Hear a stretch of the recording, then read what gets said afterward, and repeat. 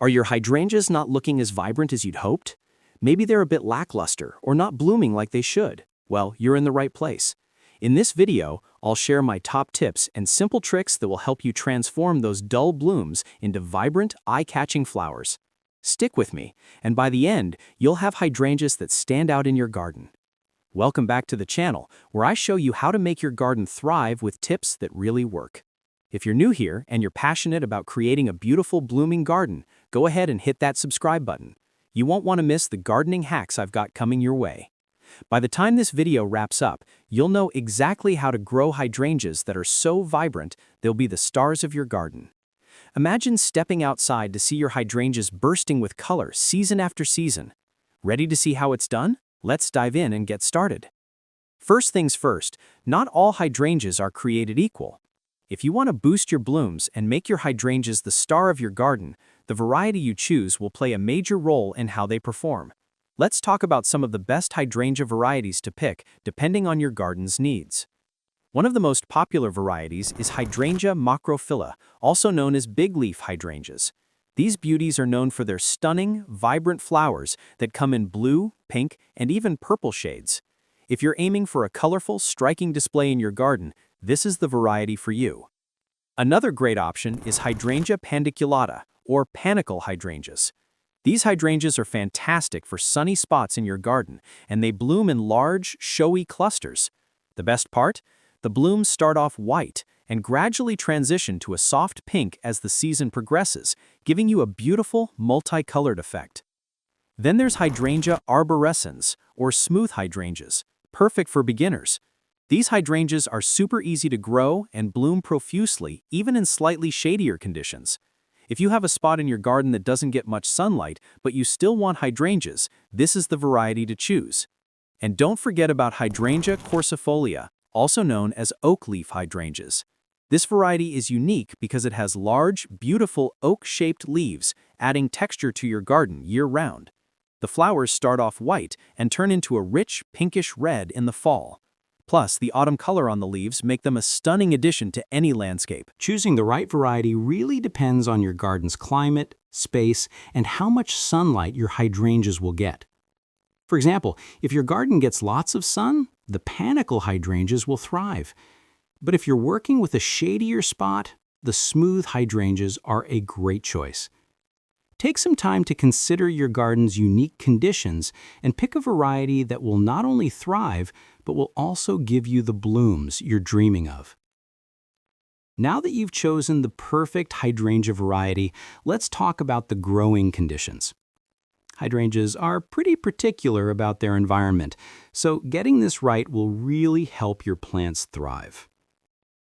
Hydrangeas thrive best in partial shade. Too much direct sunlight, especially during the hottest part of the day, can actually scorch their leaves and stunt their growth. The best time for them to get sunlight is in the morning. That soft, early sun helps them grow strong and healthy without any risk of leaf burn. But what about soil? Well, hydrangeas prefer slightly acidic soil with a pH of about 5.5 to 6.5.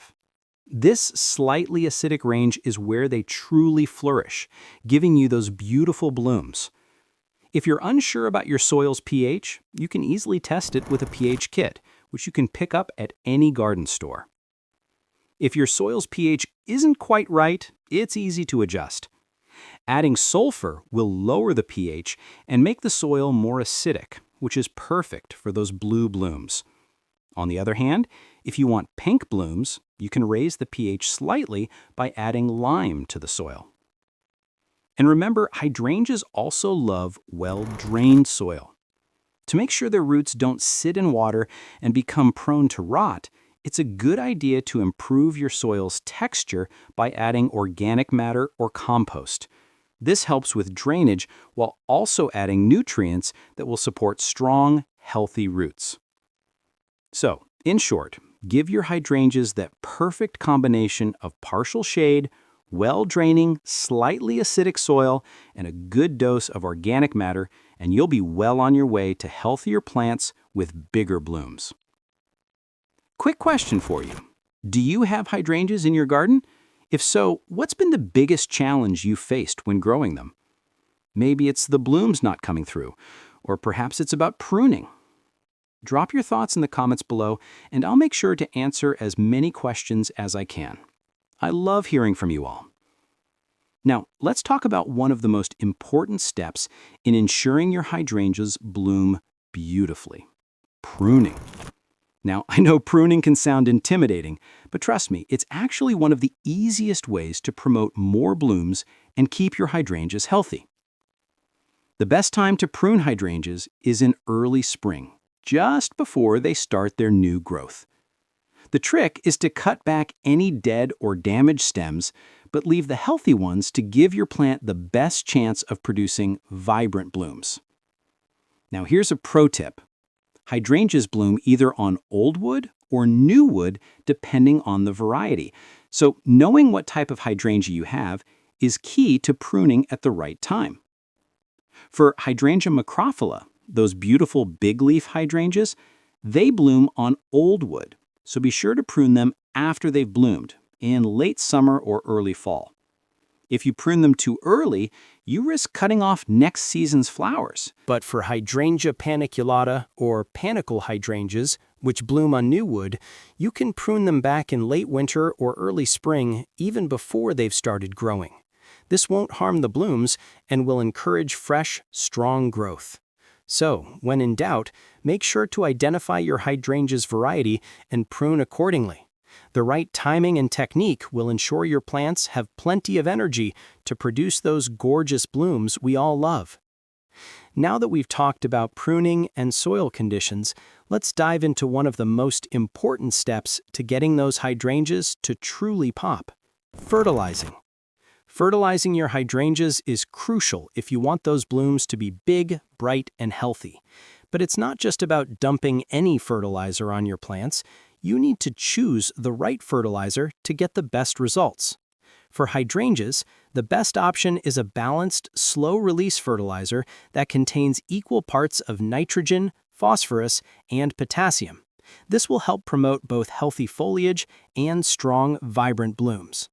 Apply this fertilizer in early spring before the plant starts to bloom, so your hydrangeas have all the nutrients they need to grow strong and produce those stunning flowers. However, be careful with fertilizers that have too much nitrogen. Nitrogen promotes leaf growth, but too much of it can result in big, lush leaves with fewer flowers. What you want is a balanced approach that supports both the leaves and the blooms. If you're aiming for those big, colorful hydrangea blooms, the pH of your soil plays a role too. Yes, you can actually manipulate the color of your hydrangeas by adjusting the soil's acidity. Hydrangeas thrive in slightly acidic soil, but if you want to get blue blooms, you'll want to make the soil more acidic. To do this, simply add aluminum sulfate to your soil. This will help your hydrangeas absorb more aluminum, giving you those beautiful blue flowers. On the other hand, if you want to encourage pink blooms, you'll need to raise the pH slightly. The easiest way to do this is by adding lime to the soil. Lime will make the soil more alkaline, giving you those soft pastel pink flowers. Just keep in mind, these changes won't happen overnight. It can take a season or two for your hydrangeas to fully respond to the soil amendments. But once you get the right balance, your hydrangeas will reward you with gorgeous blooms in the color you desire. Now that we've covered the essentials of pruning, soil conditions, and fertilizing, it's time to talk about another crucial factor in helping your hydrangeas thrive: watering and mulching. Hydrangeas love water, so much so that they'll drink up every drop they can get. But here's the thing: too much water, especially if the soil doesn't drain well, can lead to root rot. So the key is to water deeply and consistently, but never let the soil stay soggy. Hydrangeas need about 1 to 1.5 inches of water per week, especially during dry spells. It's better to water deeply once or twice a week than to water a little every day. This deep watering encourages the roots to grow deeper, helping your plants become more drought tolerant. One great way to make sure your hydrangeas are getting the right amount of moisture without overwatering is to mulch around the base. A 3-inch layer of mulch will help retain moisture in the soil, keep the roots cool in hot weather, and even reduce the number of weeds in your garden. Mulch also helps maintain that perfect balance of moisture by preventing the soil from drying out too quickly in the sun. Plus, it keeps the roots safe from extreme temperature fluctuations. But be sure to keep the mulch away from the stem. Don't pile it right up against the plant's base. If you do, you risk creating a moist environment that could attract pests or cause rot. Aim to keep the mulch about an inch away from the stems. Remember, during the summer months, you'll likely need to water your hydrangeas more often, especially if you're experiencing a hot, dry spell. Just be mindful not to drown them in water. Balance is the key. Hydrangeas need about 1 to 1.5 inches of water per week. Water deeply and consistently, but never let the soil stay soggy. Use 3-inch mulch to help retain moisture, keep the roots cool, and prevent weeds. Keep mulch about an inch away from the plant stem to avoid rot and pests. Now, let's talk about some common mistakes that could be preventing your hydrangeas from reaching their full blooming potential.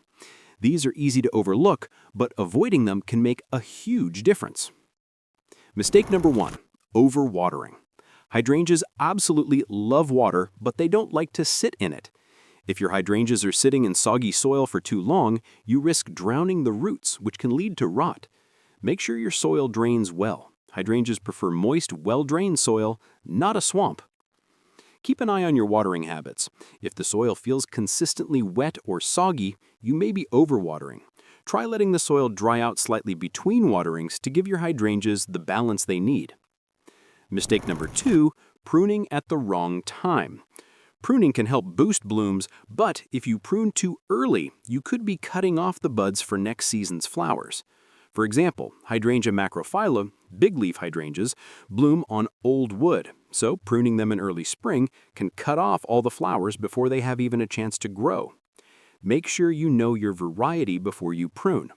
Hydrangea panicula, panicle hydrangeas, bloom on new wood, so they can be pruned in late winter or early spring with no harm done. Get the timing right, and you'll see more flowers, not fewer. Mistake number 3, not paying attention to soil pH. If your hydrangeas aren't producing the blooms you want, or if the color is off, it could be a result of the soil's pH. Hydrangeas are sensitive to pH levels, and it can directly affect their color. Alkaline soil creates pink blooms, while acidic soil gives you those beautiful blue flowers. Test your soil to make sure it's in the right pH range for the color you're aiming for. It's simple to adjust. Just add aluminum sulfate to acidify the soil for blue blooms, or add lime to make the soil more alkaline for pink blooms. So, there you have it. Avoid these common mistakes and you'll have much better success with your hydrangeas, ensuring they stay healthy, vibrant, and blooming year after year. Now, let's take a look at the real difference these tips can make. Here are some before and after shots of my hydrangeas after following the steps we've covered today. As you can see, with the right variety, proper sunlight, soil, fertilizing, pruning, and watering techniques, the transformation is amazing.